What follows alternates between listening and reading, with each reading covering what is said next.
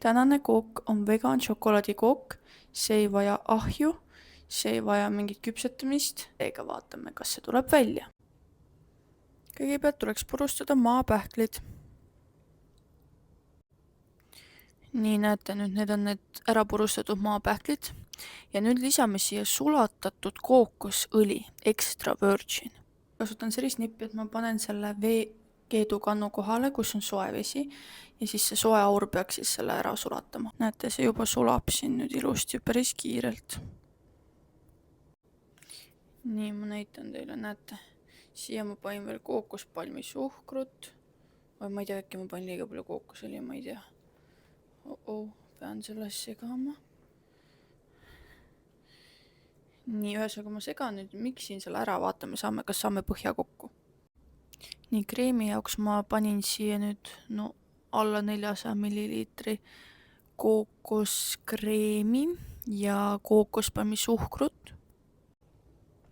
Ja samamoodi üritan sulatada siin šokolaadinööbikesi, et lisada see kookoskreemile. Äkki kui ilusti see šokolaad siin ära sulas.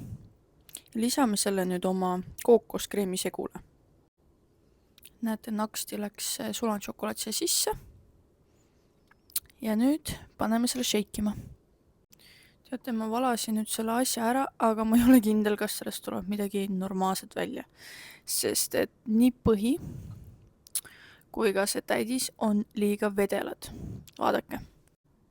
Et need kihid on nagu mingi mega ilusad, aga see kogu krempel on mega vedel. Et ma ei tea, ma panen selle külmkappi terveks ööks, võib-olla kauemaks. Äkki nagu läheb tahkemaks, aga ma ei tea. Igatahes ma ei tea, kui ei lähe, siis on lihtsalt üks koogel-moogel, aga ära kõlbab süüa küll, kuna siin on väga head toiduained sees ja see on kindlasti väga kasulik, mõõdukas koguses muidugi ja nii edasi. Kui ma maitsen seda, see maitseb jumalikult.